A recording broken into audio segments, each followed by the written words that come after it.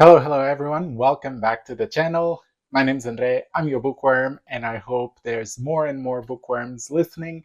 And as you've seen, because our subscribers are increasing, which is great, means our community is increasing, and we have more and more people to chat about books or sometimes rant about them, like will be the case for today, because today we're reviewing The Dragon of Jin-Sayeng by K.S. Villoso. And I just hit the mic, which probably hit this boom in your ears, but I hope it didn't. For the ones that don't know, The Dragon of Jin-Sayeng is the third and last book of the trilogy The Chronicles of the Beach Queen or The Chronicles of the Wolf Queen, depending on where you see the name of the trilogy. But so, like I said, trilogy, 3 books, this is the last one. This series is quite infamous. If you've been following this channel for a while, you've seen that I've reviewed the first 2 books here. You can check them out with the thumbnails or the cards, and you'll see why I think it's a bit infamous. But still, I was able to finish the 3rd book, and let's see what I think about it. This book, The Dragon of Jin-Sayeng, was published in 2021, so 3 years ago, close to 4. And so far on Goodreads, it has collected a total of, or a bit more than 700 ratings. That's not a lot. However, the score it has on Goodreads, the average score is a 4.22 out of 5, which is really high. But then again, not that many reviews, so take that with a grain of salt. I mean, this is normal because as people stop reading because they don't like the series, only the true fans keep reading, and so the scores tend to stay elevated as the series progresses, unless there's really some bad part of the series, like we see in Wheel of Time. Book 10 was a big dip, but then you see that the rest of the scores increase. But let's get on with the housekeeping. You know the drill. I'm going to read the synopsis. If you're new here, I'm going to have the timestamp if you want to skip the synopsis and you don't want to hear any spoilers, especially because this is the last book of the trilogy, so there might be spoilers regarding the first 2 books. I'll give you that chance. If not, just stick around, I'll narrate it, and you'll get to see the cover of this book. Queen Talion is finally home, but dangers she never imagined await her in the shadowed halls of her father's castle. War is on the horizon. Her son has been stolen from her. Her warlords despise her, and across the sea, a cursed prince threatens her nation with invasion in order to win her hand. Worse yet, her father's ancient secrets are dangerous enough to bring Jin-Sayeng to ruin. Dark magic tears rifts in the sky, preparing to rain down madness, chaos, and the possibility of setting her nation aflame. Bearing the brunt of her past and uncertain about her future, Talion will need to decide between fleeing her shadows or embracing them before the whole world becomes an inferno. Okay, with the synopsis out of the way, the last thing we need to do is look at the scores from the previous 2 books, or the scores I gave the previous 2 books. As you can see, from the previous 2 books, we had a score of 2.6 that then decreased to 2.2. So not really good. We don't want the series to go down as we read it, but then again, there might have been some middle book syndrome happening, and therefore the 3rd book might elevate. I think looking back, I might have been a bit too harsh on the writing style, but regarding the other categories, I think it matches the decline in character and plot that I saw throughout the books. But let's jump into the series conclusion and see how the categories play out. Let's start with plot, which actually felt okay at the start of the book. I mean, the plot continues from the previous book, and it was promising. However, soon after, it kind of becomes a bit disjointed, because our protagonist would just be jumping around between places, and it didn't feel like she wanted or she needed to go there. It was just the plot that was making her have to go to these specific places so that the plot could move around. So there wasn't really a purpose for her to go. And of course, there were a lot of tangents that didn't seem to be important for the main plot and led really nowhere, or we would go there, we would solve this side plot, and then it wouldn't implicate anything for the rest of the book. So there was a bit of that confusion around. And then we got towards the end of the book, which just felt very messy. I mean, what was supposed to be plot twists that I think were supposed to surprise the reader and make that full shock sensation happen to us felt like just betrayals to us. I mean, I was reading and I read those parts and I felt like this was a betrayal to the character, to the protagonist, and not didn't really make sense. And not to talk about all the Deus Ex Machina that were happening left, right, and center just so that the plot could end the way the author wanted to, even if it didn't make really sense or if it wasn't really coherent with the rest of the story. I mean, this is highly related to the characters, what I'm talking about, so I will expand on it in the category of characters.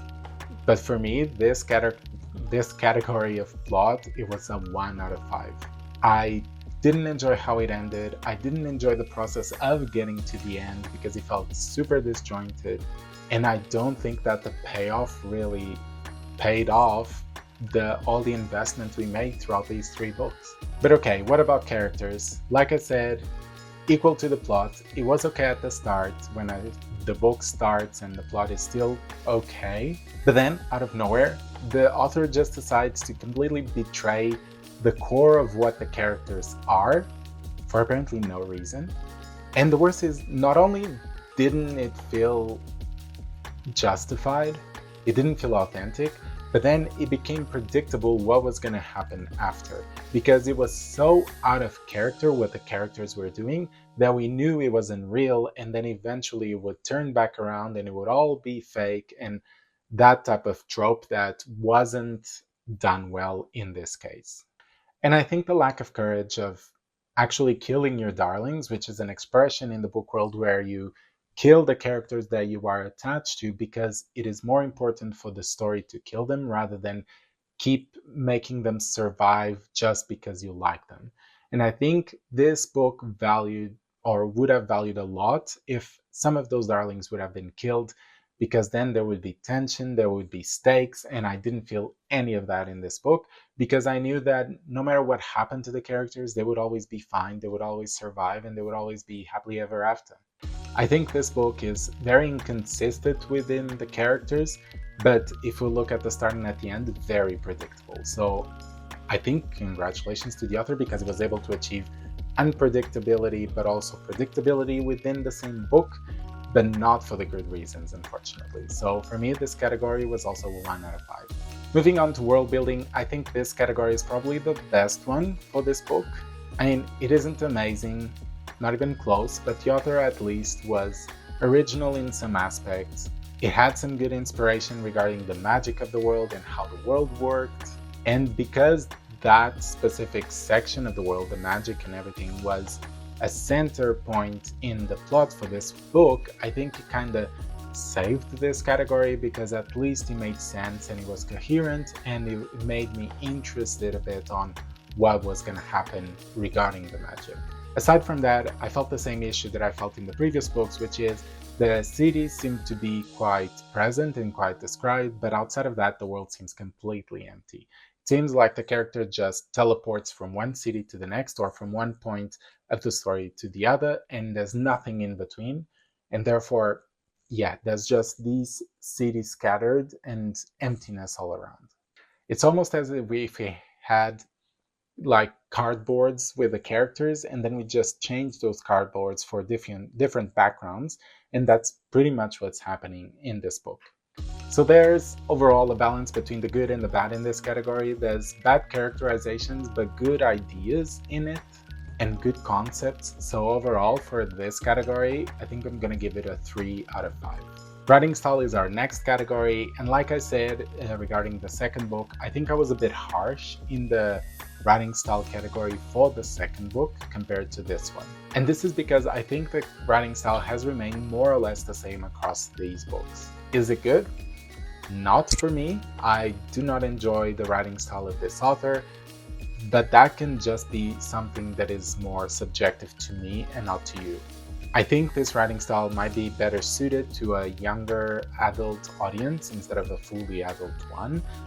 And I understand that maybe because of the themes it got shelved as an adult book. However, I don't think the writing style really matches it. And aside from that, like I said, I think the pacing was all over the place. We were jumping around a lot in the last book trying to fix all the plot lines that were left loose and trying to tie them all down before the book ends, and then reaching the end part of the book and suddenly everything is happening super fast with just a sequence, and then we jump into the next sequence without having actually transitions. And then the worst for me was that the last couple of chapters were in completely different POVs, and they were pretty much trying to justify everything that happened before in the chapters before. So it felt like the chapters that I had just read didn't really matter because we were explaining that everything else was a lie and this was the truth. And I mean, it's not that this strategy doesn't work. I've seen authors do this and it actually works and it's actually capable of surprising the reader. I just think that the author wasn't able to successfully deliver this type of strategy. I mean, it's hard to pull off, and maybe if the author tries in a few books, maybe it will be at a better quality. But for me, this time, it just didn't work that well. So for me, this category deserves a 2 out of 5. And finally, our last category, which is enjoyment. It doesn't take a scientist to figure out that I did not enjoy this book that much.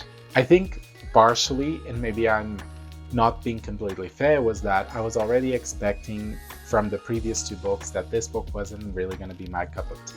However, that ending really soured my enjoyment, as I felt as a reader, I was just being played around and I wasn't really made justice with all the investment I had made in this book. I think at the start of this book, if it had maintained like it was, this category might have been a 2, maybe even a 3 if it was lucky. But with all that last sequence of action and plot twists and everything in between, it's going to be a 1 as well. And so we reach the end of our review. Just as a refresher, we have 1 for plot, 1 for characters, 3 for world building, 2 for writing style, and 1 for enjoyment. And this gives us a final score of 1.6 out of 5. This is the lowest score I've given on this channel, and it saddens me that I ended up giving this score because I really wanted the series to improve and at least end in a good way, but it seems like it just ended up worse than it was before. I feel like this author had some really good ideas, but unfortunately a bad execution of them.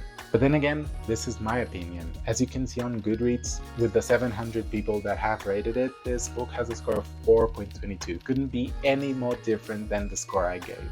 So there are people that are liking it, and if you are one of them, please comment down below.